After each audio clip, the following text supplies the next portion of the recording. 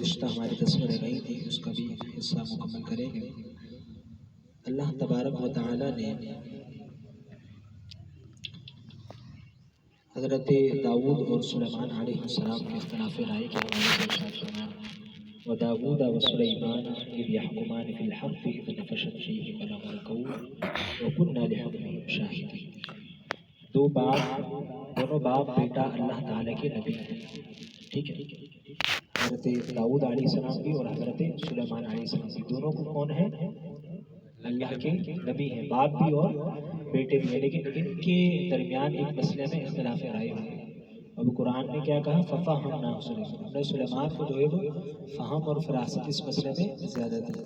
تو کبھی کبھی استاد سے آگے شاگرد نکل جاتا ہے، کبھی کبھی باپ سے آگے بیٹا نکل جاتا ہے، دونوں ہیں نبی ہیں، لیکن اللہ تبارک و تعالیٰ نے اس مسئلے کی فہم حضرت سلیمان علیہ السلام کو عطا فرمائی تھی۔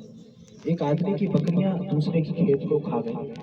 حضرت داؤد علیہ السلام نے فرمایا کھیت کی قیمت کا اندازہ لگاؤ کہ کتنی قیمت بنتی ہے۔ معلوم ہوا کہ بکریوں کی برابر قیمت بنتی ہے۔ آپ نے فرمایا اس کی بکریاں کھیت والے کو دے دیں، جتنا کھیت کھایا تھا پتہ لگاؤ کتنا کھیت کھایا۔ تو انہوں نے کہا کہ جتنی کی بکریاں ہیں اتنے کا جو ہے وہ کھیت کھایا تھا۔ تو آپ نے کیا فیصلہ سنایا کہ بکریاں ساری اس کو دے دو، جبکہ حضرت سلیمان علیہ السلام نے فرمایا جس کی بکریاں ہیں وہ اس کے کھیت میں کام کرے اور کھیت والا بکریاں لے کر چرائے۔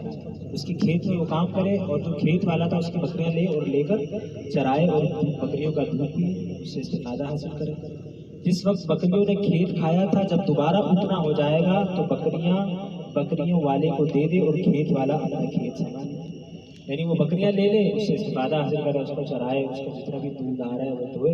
تو آپ نے جو ہے وہ یہ حکم فرمایا تھا اور حضرت داؤد علیہ السلام نے ساری بکریاں اس کو عطا فرمائی۔ پھر کہا تو کھیت میں تو کام کرے گا، کھیتی باڑی کرے گا، کھیت میں کام کرے گا، جتنا جو اناج چھوڑا تھا جتنی وہ تھی کھیتی باڑی تھی اس طرح آ جائے گا تو یہ حساب پورا برابر ہو جائے گا۔ یہاں نص موجود نہیں تھی، اجتہادی مسئلہ میں اختلاف رائے ہوا کیونکہ اجتہاد کیا تھا انہوں نے، نص موجود نہیں تھی، واضح طور پر کہ اگر ایسا ہوگا تو کیا کیا جائے۔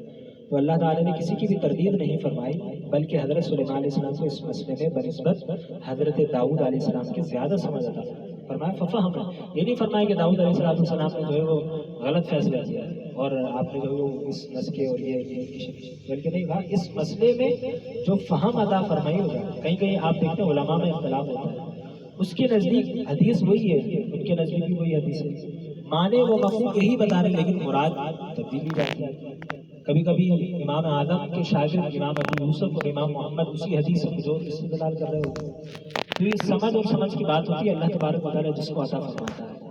تو یہ نہیں کہ اب اس میں بھائی کہ یہ غلط ہے اور یہ صحیح ہے، بلکہ اجتہاد کا معاملہ ایسا ہے کہ اگر صحیح اجتہاد کیا تو اللہ تبارک و تعالیٰ 2000 عطا فرماتا ہے، اور اجتہاد کیا اور غلط اجتہاد کیا تو اللہ تبارک و تعالیٰ جب بھی 1000 عطا فرماتا ہے کہ اس نے اجتہاد کیا، غور و فکر کیا، ٹھیک ہے، تو یہ مجتہد کا جو ہے اللہ تبارک و تعالیٰ نے ثواب رکھا ہے۔ اس سے معلوم ہوا کہ جب غیر منصوص مسائل ہیں وہ انبیاء علیہ السلام کے درمیان اختلاف ہو سکتا ہے، تو جہاں نص نہ ہو وہاں انبیاء کے اجتہاد میں بھی اختلاف ہو سکتا ہے۔ جس طرح اجتہادی مسئلے میں 2 انبیاء معذور ہیں، اسی طرح ائمہ مجتہدین اور مقلدین بھی معذور ہیں۔ ہم سوچتے ہیں یار ان کے نزدیک یہ حدیث ہے، ان کے نزدیک یہ ہے، ان کے نزدیک اس کا یوں مراد ہے، اس کا یوں مراد ہے، تو ان کے اپنے اجتہاد سے متعلق ہے، ہم کسی کو غلط نہیں کہہ سکتے، ٹھیک ہے، انہوں نے اپنا جو ہے وہ قیاس اور حدیث سے جو معانی مفاہیم انہوں نے سمجھے تو انہوں نے اس پر لگایا۔